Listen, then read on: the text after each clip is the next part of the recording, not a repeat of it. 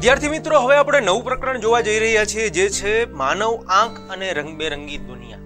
એટલે કે મનુષ્યની જે આંખ છે અને એની આસપાસ રહેલી જે રંગબેરંગી દુનિયા છે એના વિશે આપણે માહિતી મેળવવાની છે.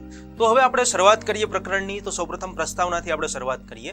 હવે આપણને ખબર છે કે મનુષ્યની જે આંખ છે એ મનુષ્યના શરીરનું એક ખૂબ જ અગત્યના અંગ તરીકે આપણે એને લઈ શકીએ છીએ, બરાબર ને? કારણ કે આંખ વગર આપણે કોઈ પણ વસ્તુને જોઈ શકતા નથી, કોઈ પણ વસ્તુને ઓળખી શકતા નથી. હા, ઘણી બધી જ્ઞાનેન્દ્રિયો રહેલી છે કે જેની સુગંધ મારફતે અથવા તો એના અવાજ મારફતે આપણે એને ઓળખવાનો પ્રયત્ન કરી શકીએ છીએ, પણ આંખની મારફતે આપણે એને સરળતાથી ઓળખી શકીએ છીએ. તો આ પ્રકરણમાં આપણે આ મનુષ્યની આંખ, માનવ આંખ જે છે એનો જ અભ્યાસ કરવાનો છે.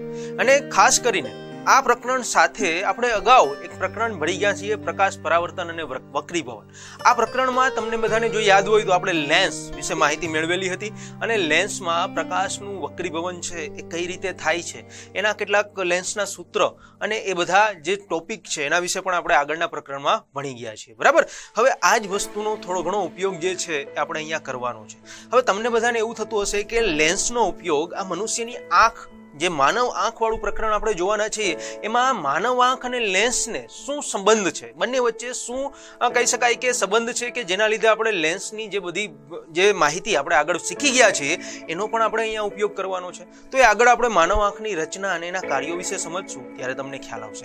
અને એ સાથે સાથે આ માનવ આંખ વિશે તો આપણે અહીંયા અભ્યાસ કરવાનો જ છે. એટલે કે માનવ આંખની રચના ખરેખર કેવી હોય છે, એ માનવ આંખમાં પણ એવા કયા કયા ભિન્ન ભિન્ન અંગો રહેલા છે કે જે અલગ અલગ કાર્યો કરે છે એના વિશે આપણે માહિતી મેળવીશું. અને સાથે સાથે આ માનવ આંખ કઈ રીતે કોઈ પણ વસ્તુને જોઈ શકે છે, કઈ રીતે આપણે કોઈ પણ સામે રહેલી વસ્તુને જોઈ શકીએ છીએ આપણી આંખ દ્વારા, એના વિશે પણ આપણે અહીંયા માહિતી મેળવીશું. અને એ સાથે સાથે જે પ્રકાશ પરાવર્તન અને વક્રીભવનની આપણે વાત કરી, તો અહીંયા આપણે એવી કેટલીક કુદરતી જે ઘટનાઓ છે કે આપણે જોયું હોય તો મેઘધનુષ, તો આ મેઘધનુષ જે છે આકાશમાં, એ મેઘધનુષ કઈ રીતે રચાય છે. પછી આપણે એ પણ જાણવાના છીએ કે આકાશ જે છે, તો આકાશ આપણે ભૂરા રંગનું, બ્લુ રંગનું શા માટે દેખાય છે.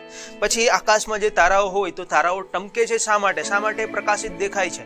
તો આવા દરેકે દરેક પ્રશ્નોના જવાબો જે છે એ આપણે આ જે પ્રકરણ છે પ્રકરણમાં મેળવવાનો પ્રયત્ન કરીશું. અને સાથે સાથે મુખ્ય જે મુદ્દો એ છે માનવ આંખ, એટલે કે એની રચના, એના કાર્યો અને એમાં રહેલા અલગ અલગ અંગો વિશે પણ આપણે ભણવાનો, સમજવાનો અહીંયા પ્રયત્ન કરીશું. તો આપણે હવે શરૂઆત કરીએ માનવ આંખથી, કે ખરેખર માનવ આંખની રચના અને એ માનવ આંખ કઈ રીતે કોઈ સામે રહેલી વસ્તુને જોઈ શકે છે, તો એનું કાર્ય, એના વિશે આપણે માહિતી મેળવીએ.